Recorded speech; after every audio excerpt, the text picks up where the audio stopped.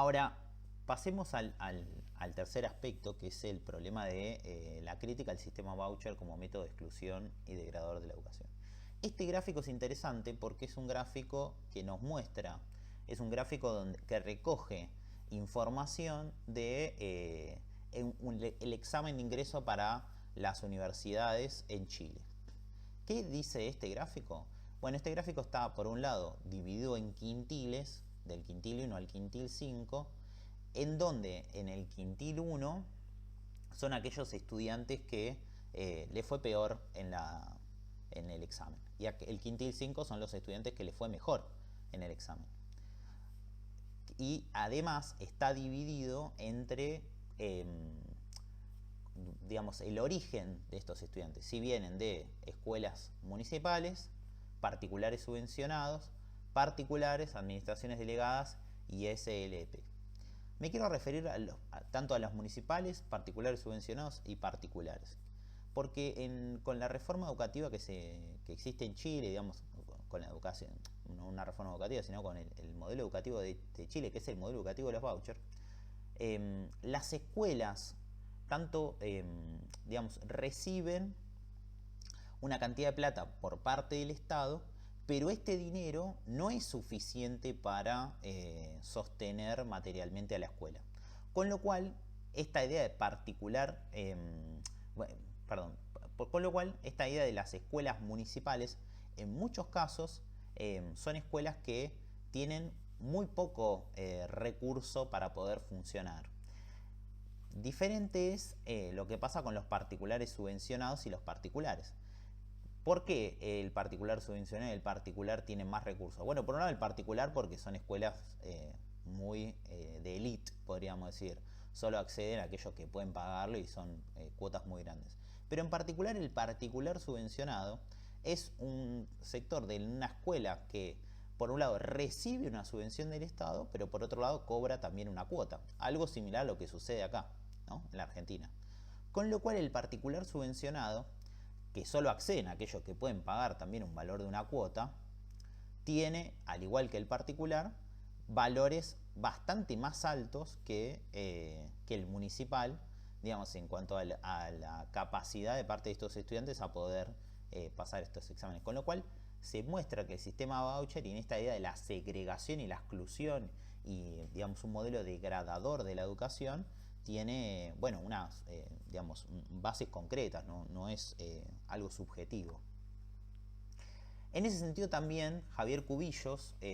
escribe un libro que se llama La educación en Chile del gremialismo al neoliberalismo, en el cual plantea que la implementación del sistema voucher ha generado segregación y ha profundizado las desigualdades en el sistema educativo, dado que las escuelas con mejores rendimientos y con mejores instalaciones son aquellas que cobran aranceles altos y seleccionan a sus alumnos, dejando a los estudiantes más pobres y vulnerables en escuelas con peores condiciones y menor calidad educativa. A la vez, un informe de la UNESCO del 2016, esto es interesante, señala que el sistema de voucher ha intensificado la segregación socioeconómica en la educación, lo que ha tenido un impacto significativo en la calidad de la educación y en los rendimientos académicos de los estudiantes más pobres. Y acá, bueno, como ya para ir cerrando, me permito utilizar algunas citas de un texto que voy a mencionar en la bibliografía, en el cual, de Edgar Itch, en el cual señala Edgar, digamos, tomando también referencia a otros textos, en el cual señala que, bueno, que no se ha podido demostrar que la privatización mejore la calidad educativa, cualquiera sean las concepciones que se tengan de la misma, mientras por el contrario se puede comprobar que la superioridad de la educación privada no es más que un mito construido por intereses claros. Es decir, bueno, es lógico, y yo me quiero tomar de esto, que en la medida que se destruya la educación pública en cuanto a términos presupuestarios, estructurales, de recursos materiales, digamos, de que tengamos los docentes para poder llevar adelante la educación, bueno, se crea este mito, ¿no? Además. Entonces me parece que, bueno, es interesante poder tomarlo.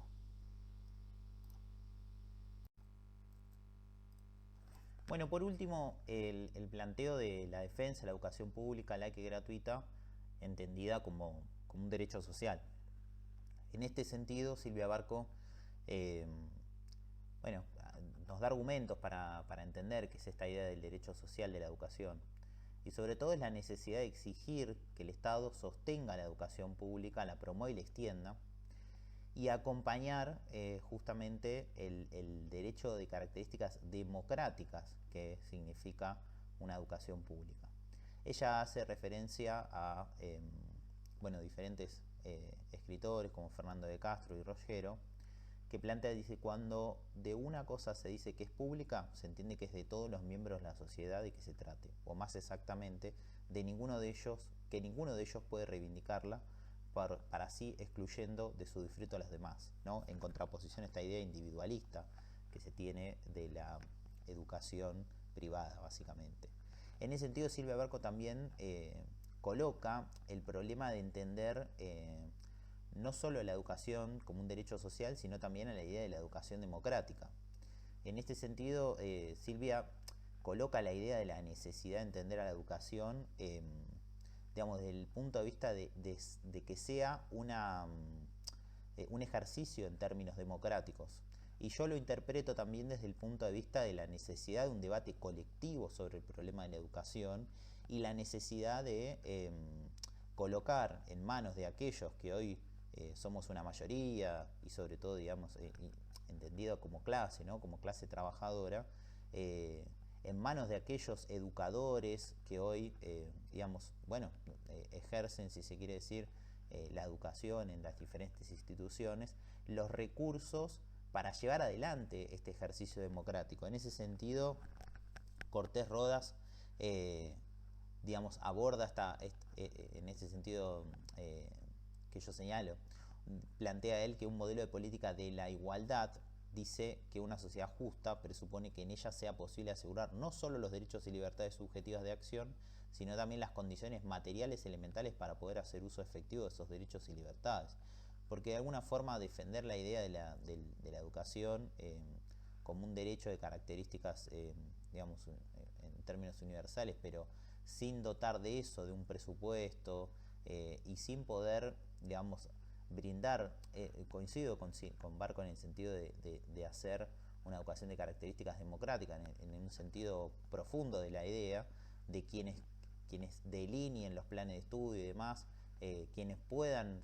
digamos, discutir el presupuesto educativo, no sean entes separados de la idea de la educación, los Esteban Bullrich, los agentes de las empresas y demás, sino por el contrario, sean justamente los trabajadores. En ese sentido también creo que la orientación privatizadora de la educación, de algunas ONG, por ejemplo, del Banco Mundial, también colocan la idea del mal docente, ¿no? Como responsable, y a la docencia se le ataca mucho como la responsable digamos, del no aprender del estudiante, dejando de lado los contextos, obviamente, las condiciones estructurales en las cuales se enseña, y sobre todo una de las condiciones estructurales es el salario docente, ¿no?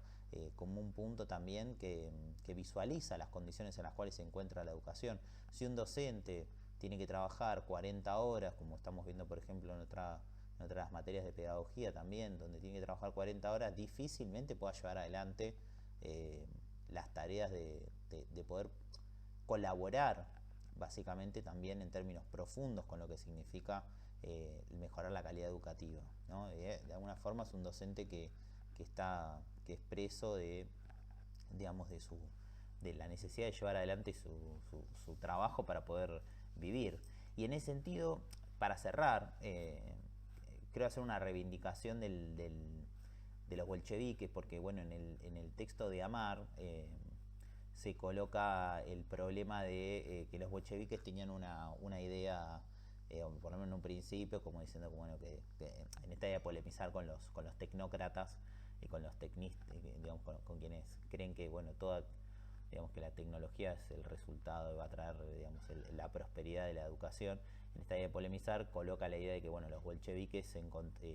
utilizaban o creían que el cine iba a ser una herramienta digamos, de educación, pero me parece una mirada bastante simplista, porque bueno, también en la revolución traicionada, León Trotsky en los primeros capítulos hace un análisis muy pormenorizado de las características, digamos, de la Unión Soviética y el del fracaso también de la idea soviética, que tiene que ver con las bases estructurales, es decir, bueno, no hubo condiciones materiales para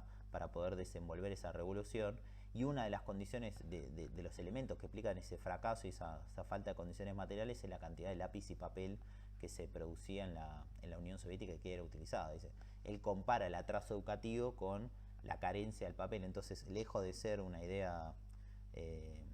digamos que va en la línea de los Bullrich, los bolcheviques planteaban justamente darle la herramienta a la clase trabajadora para que pueda desenvolver a fondo su experiencia en términos de gobierno, ¿no? Y en ese sentido creo que es llevar a fondo la idea democrática. Muchas gracias.